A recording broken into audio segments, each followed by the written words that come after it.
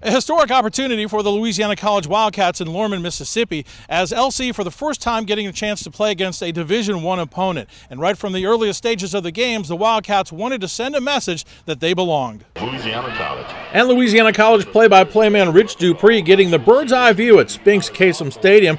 Great place to watch SWAC football, especially with the marching band of Alcorn State. The Wildcats had said all week that they felt like they could play with the Braves if they could get off to a good start, and so they would come out pretty fired up to start this game, despite having to be without Jake Dunbar and Otis Chatham, two of their starters who were injured the week before against Huntington.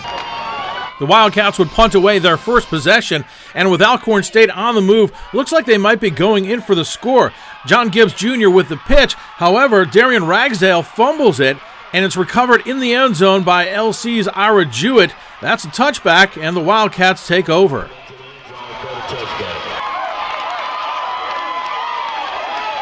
This was a game that we've been looking forward to. Just to get a chance to play a D1 team was an awesome feeling.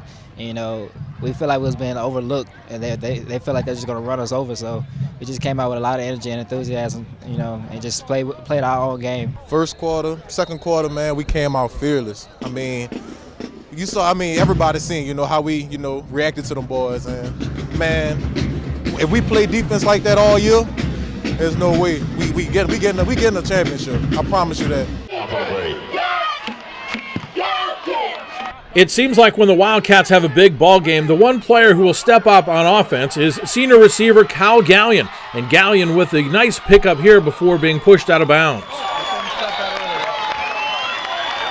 We're really fired up, and coming in to play D1 school for the first time, it's not a conference game or anything, so it didn't hurt us in the playoffs. So we just wanted to come out, give it everything we had, and have some fun. A 13-play, 77-yard drive looks as though it might end with a touchdown when Austin Carline is tackled at the goal line. However, the spot of the official will place the football about a foot short. The Wildcats on third down, trying to run a similar play. This time, though, Carline is met by a host of tacklers. That'll bring up fourth down, and the Wildcats decide to kick the field goal. And why not? With one of the best in Division III, Adon Oliveros last week becoming the team's all-time leading scorer, adds to that total here. Wildcats off to the quick start, leading Alcorn State 3-0. Let's go, 2-4! Kicking for the Braves. Let's go, 2-4!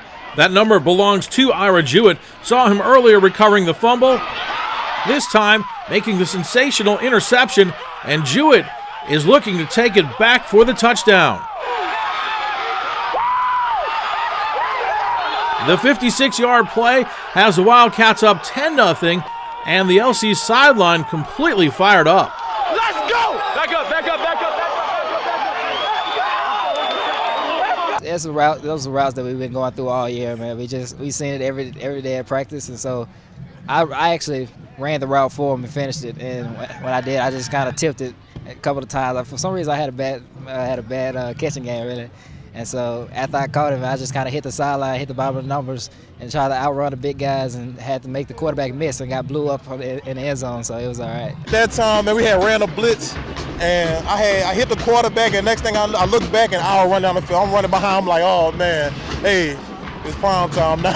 It's prime time now. So, hey.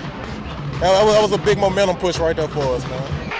And the Wildcat defense now fired up. They would give up just one field goal in the first quarter, thanks to plays like this by lineman Joey Gyro. But as the second quarter gets underway, things start to turn. Big play here.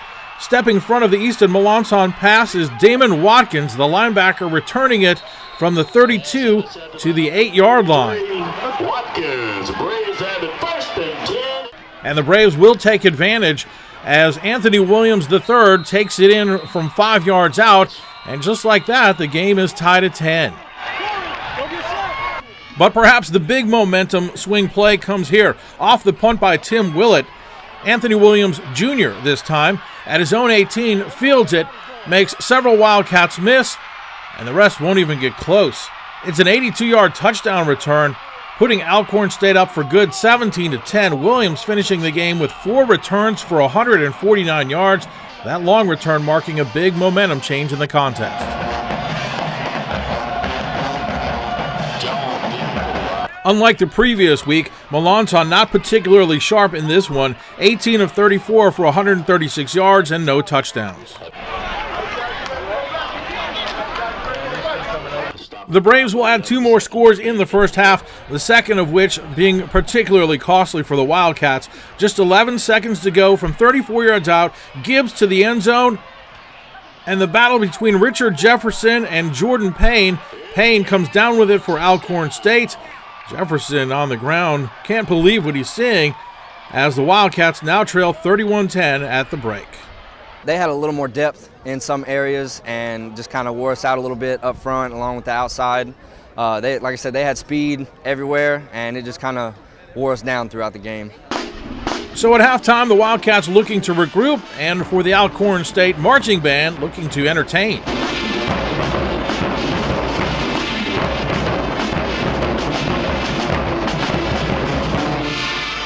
But in the second half, the Wildcat defense sees a quick start turn into a long afternoon. No fault of Bo Brewer, the senior linebacker, leading the team with 10 tackles in the game.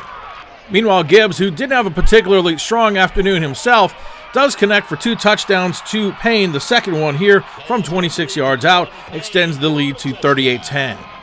Meanwhile, the toil of facing the bigger and faster opponent starting to show, as you can see Jewett limping along there, and then Melanson, who would be sacked 6 times in the game, finds himself getting up a little slowly after this sack. In fact, he wouldn't finish the game as Matt Bridges would come in for mop-up duty in relief of Melanson.